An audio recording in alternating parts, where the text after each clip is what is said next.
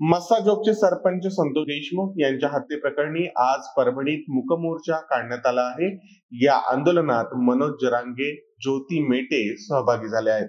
बीड जिल्ह्यामधील मस्साजोग येथील सरपंच संतोष देशमुख यांची हत्या करण्यात आल्यानं मोठा आक्रोश माजला आहे। या घटनेच्या निषेधार्थ आज परभणी शहरात मूक मोर्चाचे आयोजन करण्यात आले।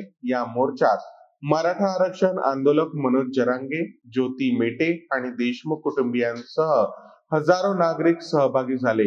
मोर्चात नागरिकांनी संतोष देशमुख यांच्या हत्येचा तीव्र निषेध करत न्यायाची मागणी केली। या मोर्चात मनोज जरांगे यांनी आरोपींची नार्को टेस्ट घेण्याची मागणी केली आहे आणि त्यांना कोणी पाठीमागे लावलं यावरही तपास करावा अशी मागणी केली आहे।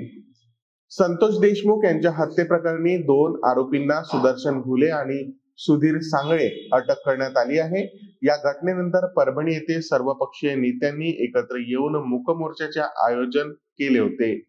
मोर्चामध्ये भाग घेतलेल्या नागरिकांनी आरोपींच्या वर कठोर कारवाईची मागणी केली। मनोज जरांगे यांनी असं सांगितलं की आरोपींची नार्को टेस्ट करणे अत्यंत आवश्यक आहे, कारण ते कळल्याशिवाय तपास योग्य पद्धतीने होणार नाही।